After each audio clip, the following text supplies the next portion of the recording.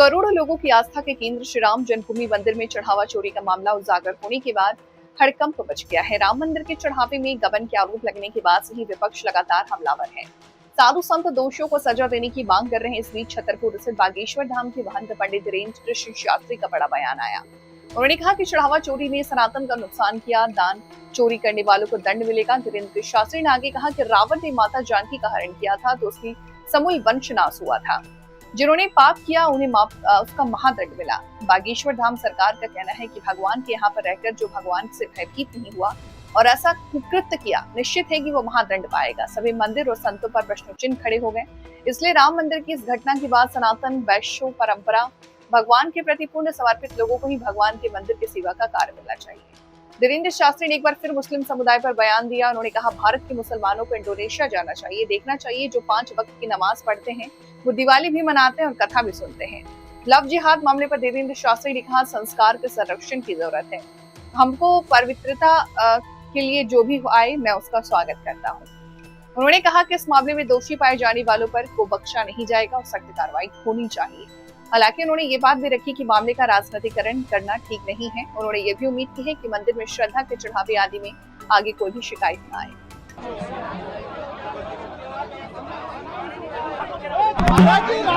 राम मंदिर के चढ़ावे आप लोग व्यवस्थित हो रामचंद्र की पवन सुत हनुमान की जय।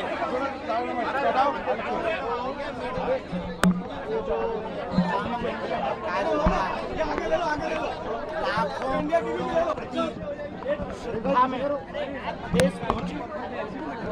अरे यार हिमांशु भैया क्या कर रहे हो यार, एलसीडी बंद करते रहो।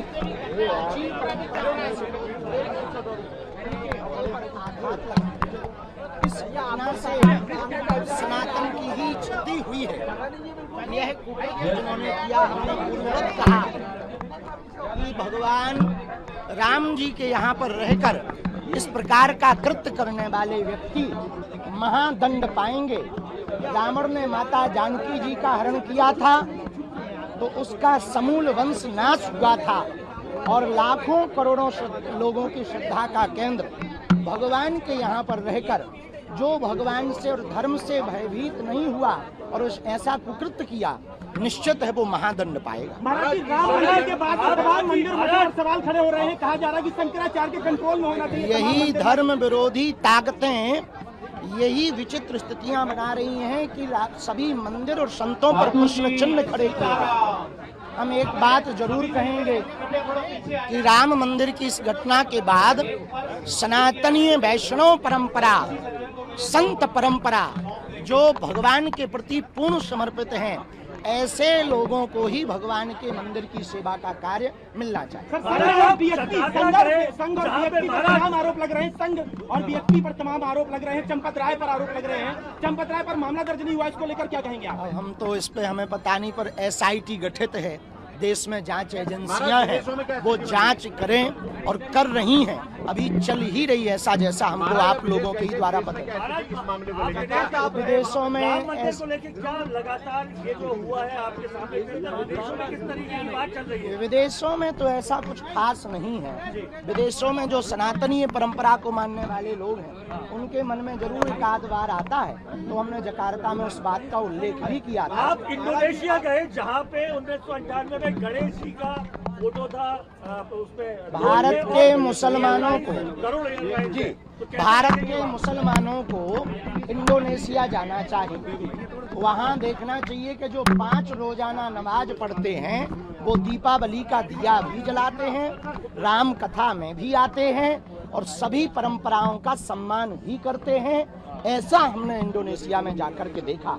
बाली एक जगह है जहाँ हिंदुत्व बाहुल्य लोग रहते हैं, वहाँ पर हिंदू अपने नववर्ष पर 24 घंटे का निर्जला आहार करता, मौन व्रत करता और उसका सपोर्ट वहाँ के मुसलमान माइक से अजान नहीं पढ़ते, ऐसा करते। महाराज जी, एक लड़का है जिसने मुस्लिम धर्म अपना लिया था लेकिन कल उसने हिंदू धर्म में वापसी की है, आयुष मलिक। कल वापसी कर ली है और ये स्वर्णिम युग है। उसकी प्रेमिका जो है उसने उसका धर्म परिवर्तन करवाया था, उसके पिता ने और प्रेमिका ने मिलकर अब प्यार हिंदू धर्म में वापसी। हमारी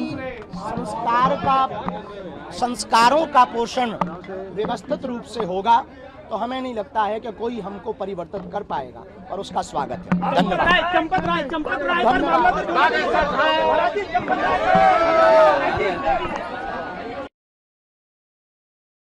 राजनीति हो या क्रिकेट, देश विदेश की ब्रेकिंग हो या आपके मोहल्ले की बड़ी खबर, सब मिलेगा एक ही ऐप में, सबसे तेज और भरोसेमंद। अभी डाउनलोड करें दैनिक भास्कर डिजिटल।